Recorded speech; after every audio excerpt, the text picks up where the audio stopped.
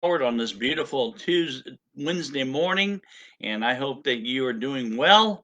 Hope you're having a great day as we begin our third part three series in our series on good news to live by. And we're going today we'll be in part three about finding joy in your adversity. Finding joy in your adversity. But first of all, a few announcements we want to be making. First of all, please, if you would, remember in your prayer Mike Pine and his family. He got word yesterday that his granddaughter was killed in an accident, a car accident.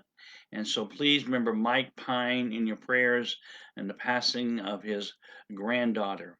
Also, just keep him in your prayers and all his family, his son Joe, and because they greatly are going to need your prayers. Also, if you would remember Erica Rich in your prayers, as well as Fred Rule.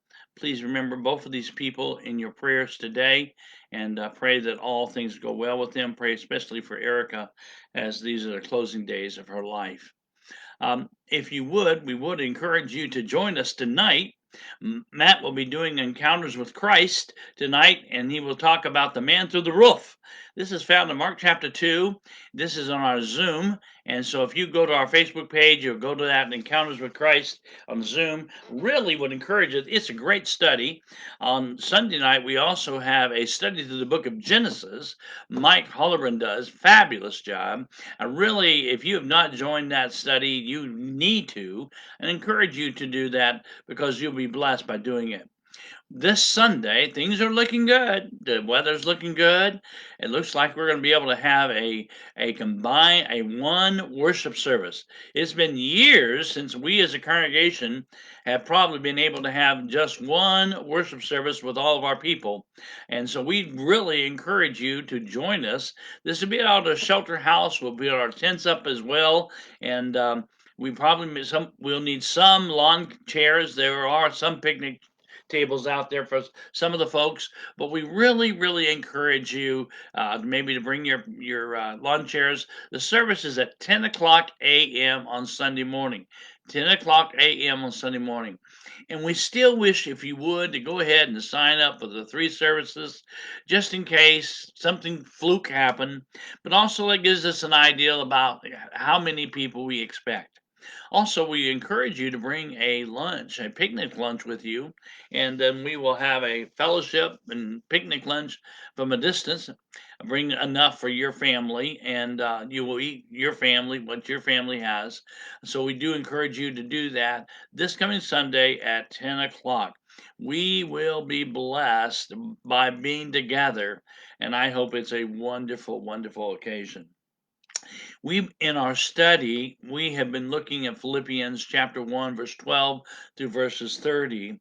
And we looked at how Paul found joy in the midst of adversity, that here he is in jail, he's in prison, and all these bad things happen. And yet yesterday we talked about the first secret. If you're going to have joy in adversity, you've got to have the right perspective. You got to see things on a positive side rather than on the negative side. Bright perspective is so critical, and that is so critical for you too. Today we come to the second part, and that is that you're going to need to check out your priorities. You need to determine what is the priority. And as we begin continuing on in this story, I want you to listen to Philippians 1 as Paul has to deal with some unreasonable people. Here's what he says in verse 15 when he switches gears. It is true that some preach Christ out of envy and rivalry, but others out of goodwill. The latter do so in love, knowing that I am put here for the defense of the gospel. The former preach Christ out of selfish ambition, not sincerely supposing that they can stir up trouble for me while I'm in chains. That's in Philippians 1, verse 15 through verses 17. As Paul looked on at the church, he saw some encouraging things. But he also saw some very discouraging things. He saw not only those who were supporting him, but he also saw those who also were trying to take advantage of the situation and attempting to stir up trouble for him. You know how some people are. You know, some people are right there with you, rah, rah, rah. Then there are those who are ready to cut you to pieces and take advantage of you. They were not false teachers, but they were preaching out of envy and selfish ambition, and they were very competitive. Paul uses an interesting word to describe them. Here's how the phrase he uses. They preach Christ out of envy and rivalry. Yeah, they were in competition with him. They're preaching like they're canvassing for an office. You know how politicians are sometimes. I mean, they're just kind of all the attention is focused on them. When they see Paul is in prison, uh, they think, hey, this is my chance. Here it is. While he is in prison, I'm going to make a name for myself. Paul's not the only one that can have a crowd. Their aim was to get people to follow them. Paul's aim was to get people to follow Christ. In fact, Paul would say in 1 Corinthians chapter 11, verse 1, be followers of me, even as I am of Christ. So that's Paul's motive because he wanted people to go to heaven. These people wanted to say, hey, look at me, look at me. Their aim was to get people to follow them. Paul just says, hey, don't get caught up in that. Don't get caught up. Now, what happens when people become envious of someone else? They usually try to tear them down. They point out all their negative points, and they can about that person. They go behind their back. They're seeking to build themselves up. Paul was joyful in spite of what others are saying about him. Take careful note in Paul's reaction. Here's how do you react to unreasonable people. You focus on what really matters. Listen to what he said in verse 18 and 19. But what does it matter? It's important thing is that in every way, whether from false motives or true, Christ is preached. And because of this, I rejoice. Yes, I will continue to rejoice, for I know that through your prayers and the help given by the Spirit of Jesus Christ, what has happened to me will turn out for my deliverance. Paul said he wasn't going to let anybody take away his joy. No circumstances, no critics. He said their motives may be wrong, their style may be wrong, but the good news is they're preaching Christ, and that's all that matters. So what if some preach with wrong motives? Furthermore, you may be overly impressed with themselves. They take unfair shots at me. So Paul says, who cares? What really matters is this, is that Christ is being proclaimed and that through only intensity, it only makes my joy better. All the other stuff I leave to God to handle. To Paul, the preaching of the gospel and people being saved was more important than his personal grievances he had with people. He had learned to see things that were really important. This is the only question in the book of Philippians. The only one.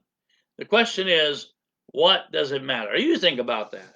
Many times in our life, we get so consumed over the things that really don't matter. And we need to ask that question. What does it matter? Paul said he had set his priorities, his values, I'm not going to let little things steal things. I mean, we are in a world now of so much chaos in our world. And you know, in the big scan of things, we need to ask the question, what does it matter? Paul said he had set his priorities. How many arguments in your marriage over little things that really don't matter? It isn't worth losing your joy. Life can wear you out. Life can drain you completely. One crisis after another can drain you. You lose your energy and your power. Some of you are all ready to throw in the towel. You said, I've done the best I could, but it's not good enough, and I'm tired and I'm sick. You need a fresh power supply. Paul says, I have two things that strengthen me. One is the prayers of people who care. Number two is the help of God's Spirit. People need people. A mother said, Laura was about 3 when one night she requested my aid in getting undressed. I was downstairs and she was upstairs, and well, you know how to address yourself, I reminded. Yes, she explained, but sometimes people need people anyway, even if they do know how to do things by themselves. Well, we all need people. We do need one another, even if we're somewhat self sufficient. When things get tough, I need to know that somebody else is there. I need to understand what's really important in order to distinguish the trivial from the significant. But I need other people there too. I can be living my life either based on problems or priorities. What are your priorities today? Either you decide what's important in your life, or you're going to let other people decide what's important in your life. If you don't choose your priorities, you're going to go around putting out fire after fire after fire, living your life simply from problem to problem to problem and choosing what's important. So you need today ask that question. What does it matter? What is really important in your life? You know, the Bible says that we have a short period of time that we live here. Our time is not very long. What is your life but a vapor that appears for a little time? I mean, by measure of strength, you live to be 80 years old. The fact is, that's not very long. And I encourage you today, don't get caught up in the small stuff. Don't get caught up in the stuff that really, honestly, don't matter. In the long picture of things, if you need to reconcile with people, you need to reconcile. Whatever you need to do, you need to get it right. But don't get caught up in things that really don't matter because Satan loves to distract us but what's not important. This is Russell Howard from Good News to Live By at the Richland Road Church of Christ. I hope you have a great day. Thank you for listening today.